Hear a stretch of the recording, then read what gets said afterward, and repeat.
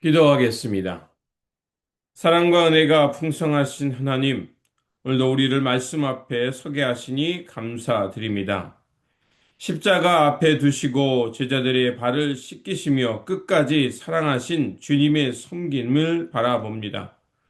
우리도 주님의 섬김 앞에 우리의 교만한 마음을 내려놓게 하시고 주님의 사랑을 겸손히 받아들이게 하여 주옵소서. 말씀을 통해 다시 한번 주님의 마음을 배우게 하시고 서로 사랑하고 섬기는 삶으로 나아가게 하여 주옵소서. 그래서 우리의 삶을 통해 주님의 이름이 높아지게 하여 주옵소서. 우리 구주 예수 그리스도 이름으로 기도드립니다. 아멘. 오늘 우리에게 주신 말씀은 요한복음 13장 31절에서 35절입니다. 그가 나간 후에 예수께서 이르시되 지금 인자가 영광을 받았고 하나님도 인자로 말미암아 영광을 받으셨도다. 만일 하나님이 그로 말미암아 영광을 받으셨으면 하나님도 자기로 말미암아 그에게 영광을 주시리니 곧 주시랴. 작은 자들아 내가 아직 잠시 너희와 함께 있겠노라. 너희가 나를 찾을 것이나 일찍이 내가 유대인들에게 너희는 내가 가는 곳에 올 수 없다고 말한 것과 같이 지금 너희에게도 이르노라. 새 계명을 너희에게 주노니 서로 사랑하라. 내가 너희를 사랑한 것 같이 너희도 서로 사랑하라. 너희가 서로 사랑하면 이로써 모든 사람이 너희가 내 제자인 줄 알리라. 아멘. 오늘 본문 말씀은 예수님께서 제자들의 발을 씻기시며 서로 사랑하라는 새 계명을 주시는 본문입니다. 우리는 사랑을 말하고 높아지려 하지만 예수님은 십자가를 앞에 두고 가장 낮은 자세로 섬김으로 사랑하셨습니다. 오늘 말씀은 그 섬김의 길을 따르라고 우리를 부르고 계십니다. 첫 번째로 예수님의 섬김을 받아들이는 것이 신앙의 시작입니다. 예수님은 제자들의 발을 씻기시며 말씀하십니다. 내가 너희를 씻기지 아니하면 너는 나와 상관이 없다. 이 말씀은 단순히 발을 씻는 행위에 대한 말씀이 아닙니다. 이것은 구원에 대한 선언입니다. 우리는 종종 하나님을 위해 무엇을 해야 한다고 생각합니다. 그러나 우리 신앙의 출발점은 내가 주님을 위해 무엇을 하는가가 아니라 주님이 나를 위해 무슨 일을 하셨는가를 받아들이는 것입니다. 베드로는 처음에 예수님께서 자신의 발을 씻기려 하자 그것을 거부했습니다. 주님께서 어떻게 내 발을 씻기십니까? 그것은 도저히 받아들일 수 없는 생각이라 했습니다. 하지만 예수님께서는 내가 너의 발을 씻기는 것처럼 이제 그 씻김을 받음을 통해서 이제 예수님의 삶을 답습하라는 것이었습니다. 자신이 섬김을 받는 존재가 아니라 섬기기 위해 이 땅에 오셨음을 말하고 있는 겁니다. 그래서 예수님께서 그 제 베드로의 만류에 대해서 내가 너를 씻기지 않으면 너는 나와 상관이 없다라고 말씀하신 것입니다. 우리는 먼저 주님의 사랑을 받아들여야 합니다. 십자가에서 우리를 위해 자신을 내어주신 그 주님의 마음과 섬김을 받아들일 때 우리는 비로소 하나님과 친밀한 관계를 맺는 사람이 되고 바로 신앙의 길로 그 섬김의 삶으로 나아갈 수 있는 겁니다.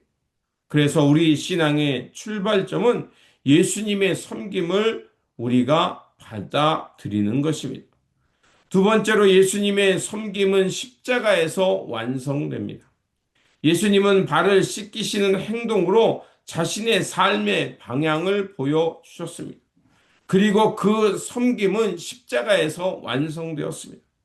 겉옷을 벗으신 예수님은 십자가에서 자신의 생명까지 내려놓으셨습니다. 무릎을 꿇으신 예수님은 십자가에서 완전히 낮아지셨습니다. 이것이 하나님 나라의 방식입니다. 예수님의 사랑과 섬김을 받아들일 때 우리는 바로 이 하나님의 마음을 깨닫고 하나님의 모습, 예수 그리스도의 모습을 닮아가는 사람이 됩니다. 그래서 14절에 주이며 선생인 내가 너희 발을 씻겨 주었으니 너희도 서로 남의 발을 씻겨 주어야 한다라고 말씀하셨습니다. 이것이 바로 예수님께서 보여주신 섬김의 본이었던 것입니다. 이제 예수님이 하신 것처럼 제자들을 역시 서로 사랑하며 섬김의 삶을 살아야 합니다. 세상은 우리로 하여금 높아지라고 말하지만 그래서 사람들로부터 섬김을 받으라고 말합니다. 그러나 예수님의 삶은 정반대였습니다. 오히려 하나님의 사랑을 먼저 안 사람이 낮아지고 섬기고 내어주라고 말씀하고 있는 겁니다. 그리고 유다가 나간 뒤에 예수님은 이제 인자가 영광을 받았고 하나님께서도 인자로 말미암아 영광을 받으셨다라고 말씀합니다. 이 말씀은 예수님이 이제 자신을 하나님의 뜻을 완수하기 위해 모든 것을 드렸음을 말하는 것입니다. 예수님의 마음은, 예수님의 뜻은 바로 이 하나님의 뜻을 완수하는 것에 있었던 겁니다. 그래서 예수님께서는 하나님의 뜻을 완수하기 위해 고난과 죽음의 길을 묵묵히 걸어가셨던 겁니다. 하나님의 영광을 향해 자신의 삶을 드리는 것, 그것이 바로 예수님께서 보여준 참된 섬김의 모습입니다. 그래서 십자가는 실패가 아니라 하나님의 영광을 드러내는 길이었습니다. 예수님의 섬김은 패배가 아니라 마침내 믿음으로 승리하는 길이었습니다. 우리가 하나님께 영광을 돌리는 길은 말로만이 아니라 바로 하나님의 마음, 예수 그리스도의 마음을 닮아가면서 그 예수님의 마음 따라 나를 내려놓고 섬기고 돌봄을 향해 나아가는 것, 그것이 바로 하나님의 영광을 드러내는 것입니다.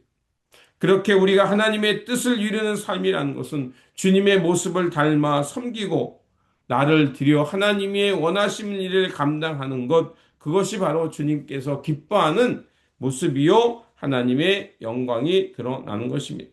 세 번째로 서로 사랑하라는 새 계명을 삶으로 증명해 주셨습니다. 예수님께서는 이제 제자들에게 새 계명을 주십니다. 서로 사랑하라. 내가 너희를 사랑한 것 같이 너희도 서로 사랑하여라. 너희가 서로 사랑하면 모든 사람이 그것으로 너희가 내 제자인 줄 알게 될 것이다. 사실 이 계명은 이 구약에서부터 이미 시작되었던 계명입니다. 그런데 예수님께서 한 가지 더 조건을 덧붙이셨습니다. 그것은 바로 내가 너희를 사랑한 것 같이였습니다. 예수님께서 우리를 사랑하신 것처럼 우리도 서로 사랑하는 것입니다. 우리가 가진 그 사랑은 그렇게 한계가 있는 것이 아니라 바로 예수 안에서 우리가 그 사랑을 받고 연결되어 살아갈 때 서로 사랑하며 살아갈 수 있게 되는 것입니다. 그렇게 우리는 끊임없이 예수님과 연결되어 예수님의 사랑을 경험하고 배워가야 합니다. 그 사랑 안에 자라갈 때 우리는 제대로 된 사랑의 길을 걸어갈 수 있는 것입니다. 그렇게 우리의 기준은 우리가 만들어 온 내 방식이 아니라 바로 예수님께서 보여주신 사랑의 기준을 따라 살아가는 것입니다. 조건 없이 끝까지 사랑하시는 그 사랑, 자신을 내어주는 사랑, 그리고 이 사랑이 우리의 기준이 되어야 합니다. 그리고 주님께서는 분명히 말씀하셨습니다. 너희가 이처럼 주님의 마음을 따라 서로 사랑하면 모든 사람들이 너희가 내 제자인 줄 알게 될 것이라고 말씀하셨습니다. 세상이 우리로 하여금 예수 그리스도를 닮아가는 삶을 살고 있는지는 바로 우리 말이 아니라 삶으로 증명됩니다. 교회의 크기나 형식이 아니라 우리 사랑을 봅니다. 우리의 삶을 봅니다. 사랑이 없는 신앙은 증명되지 않습니다. 그러나 참된 사랑을 실천해 가는 것처럼 가장 강력한 그 복음의 증거는 없습니다. 섬김의 삶은 세상을 변화시키는 능력입니다. 섬김은 이 이기적인 세상에 균형을 내고 하나님 나라를 드러내는 통로가 됩니다. 그렇게 우리는 서로 사랑할 때 세상은 예수님을 보게 될 것입니다.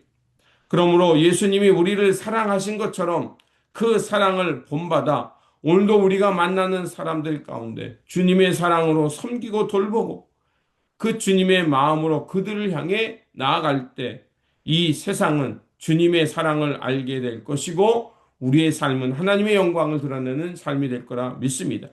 이러한 삶이 되시기를 주님의 이름으로 축원드립니다. 기도하겠습니다. 사랑의 하나님, 우리에게 끝까지 사랑하신 그 주님의 모습을 보여주시니 감사드립니다. 이 시간 말씀을 통해 깨달은 대로 주님의 마음을 본받아 섬기고 높아지려는 마음을 내려놓게 하여 주옵소서. 주님의 사랑의 섬김을 본받아 그 사랑 안에 우리가 늘 거할 뿐만 아니라 그 사랑으로 오늘 우리가 만나는 사람들에게 그 사랑으로 섬기고 돌볼 수 있는 삶이 되게 하여 주옵소서. 그래서 주님께서 우리를 사랑하신 것처럼 우리도 서로 사랑하며 우리의 삶을 통해 주님의 사랑을 증거하는 복음의 통로가 되게 하여 주옵소서. 우리 구주 예수 그리스도 이름으로 기도드립니다. 아멘.